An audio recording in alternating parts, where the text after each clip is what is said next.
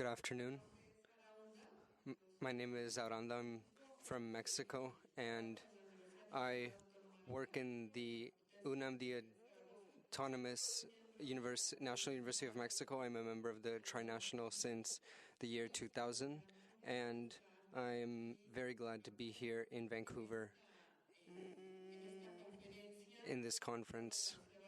I haven't been to Vancouver before, and it looks beautiful to me, and what moves me the most is the solidarity, the attitude of all of its citizens and all of you. You're very kind. You have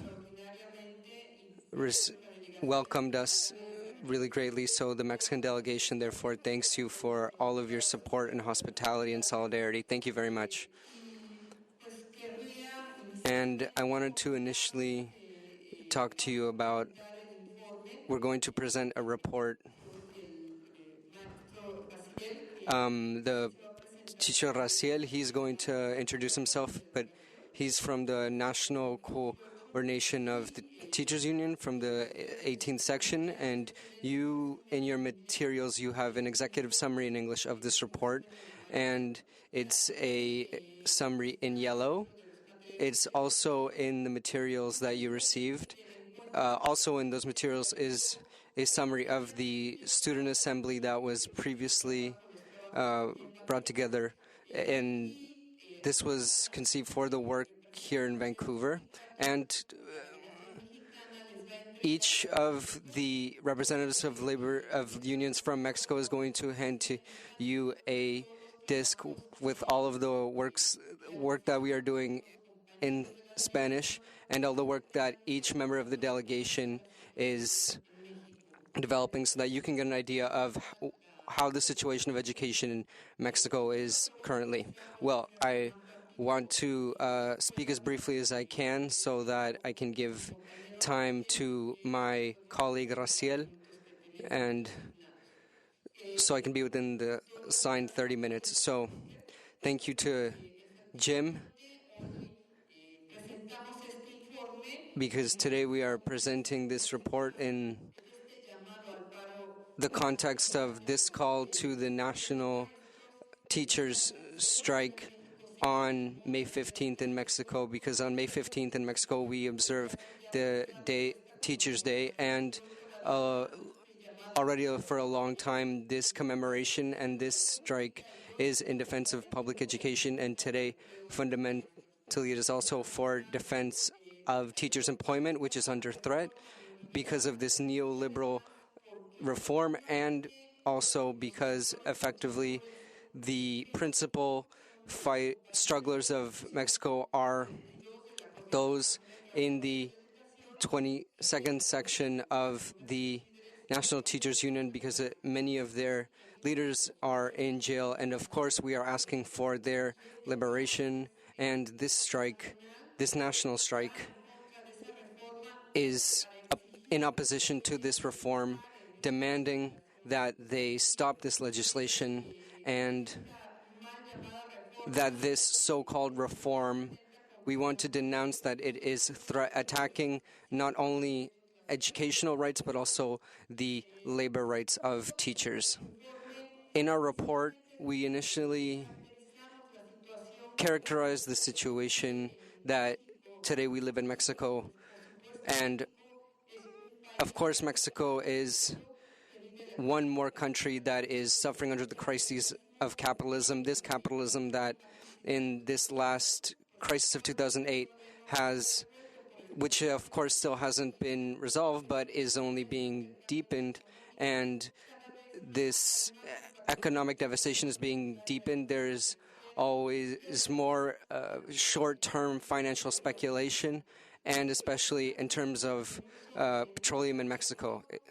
There's also the issue of continued indebtedness, and this indebting is not only an issue for states but also for households and companies. We are living through a war of capitalism against labor, and this assault on workers is particularly acute against the workers who face increasing precariousness and being let go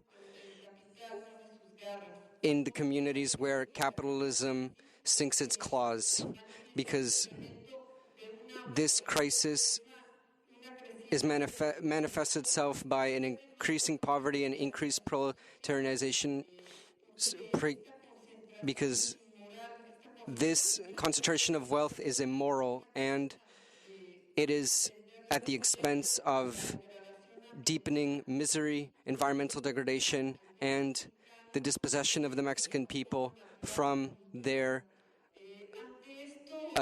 natural land and cultural heritage. In Mexico, there is a rejection against this neoliberal model, which is being imposed on workers and which attempts to socialize the cost of the crisis. These conditions are oriented, obviously, by the international organizations which are in favor of the militarization of political and social life, which criminalize social protest and impose, in an authoritarian manner, in Mexico, neoliberal reforms. And this has exacerbated wars throughout the world, but in Mexico as well. This economic crisis aggravates the situation in Mexico, and it is it works in conjunction with the political crisis, which has a severe impact on Mexico's international relations, assaulting the sovereignty of the people, and again, with the imposition of these free trade agreements such as the TPP, and with dispossession policies ordered by international organizations, and we can add environmental degradation to that, and these conditions threaten not only peoples but also of the survival of the human species on this planet.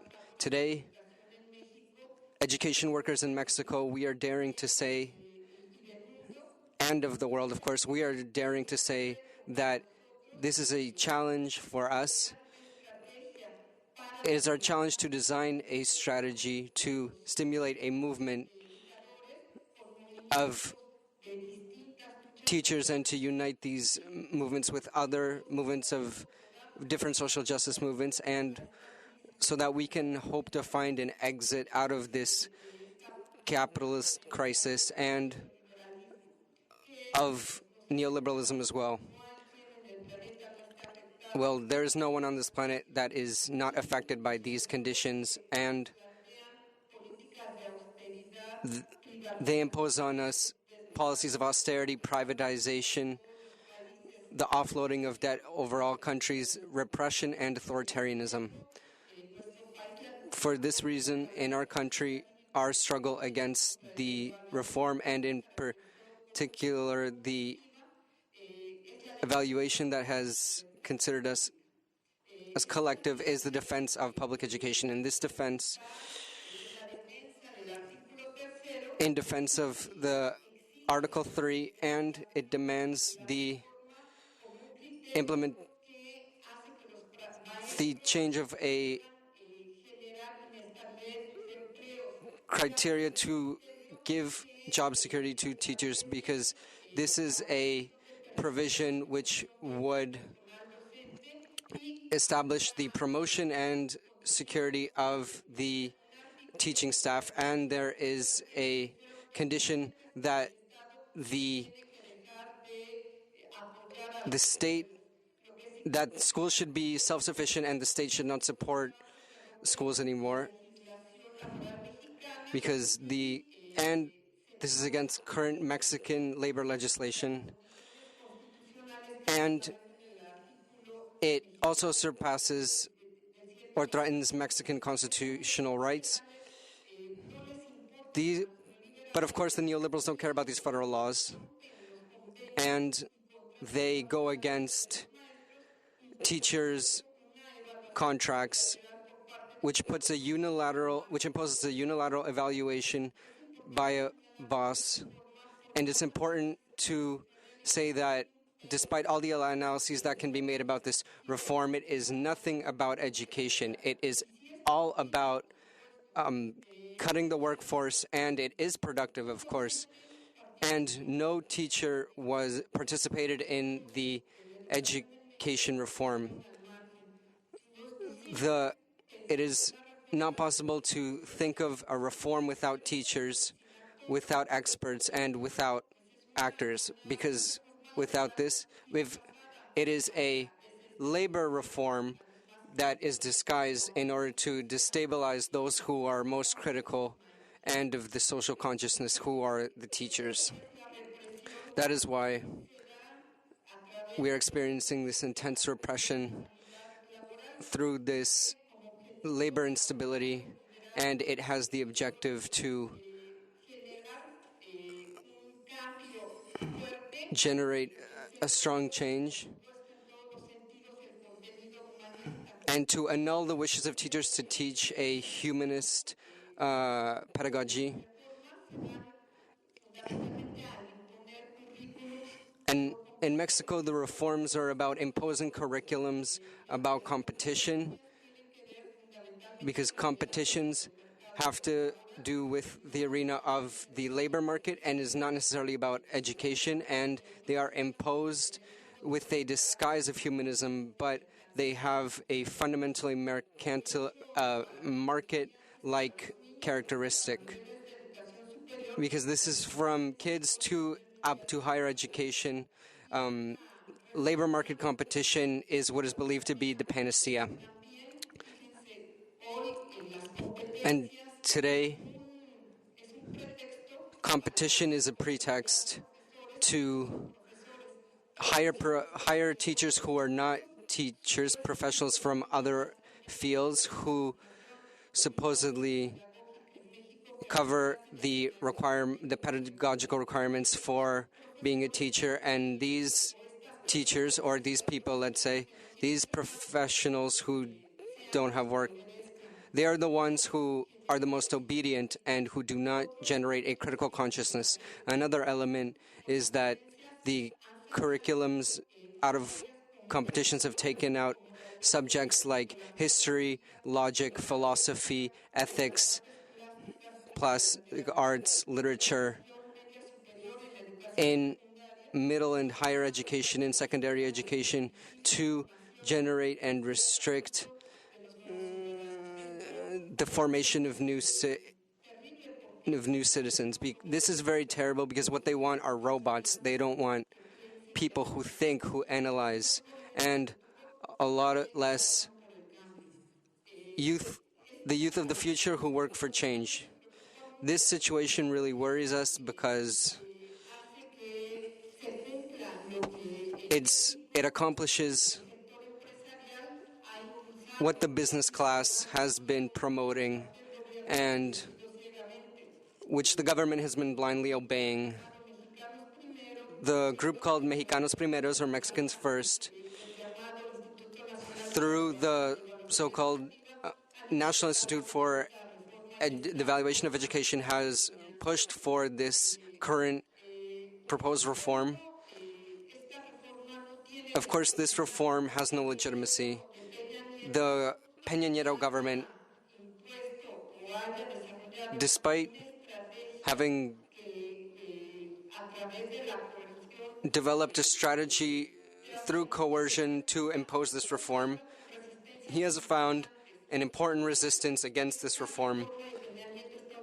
This reform that Peña Nieto is directed towards student teachers, and the CENTE, which is the National Coordinator of Teachers, and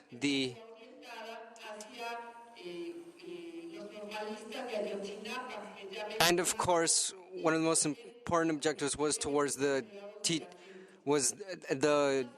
demonstration that's coming up is about the student teachers of Ayotzinapa and the incarcerated teachers. And these reforms are attempting to impose them through fear, through repression. And today, the education secretary, they have gave him the job of, through that the evaluation of teachers is going to happen through police and military repression.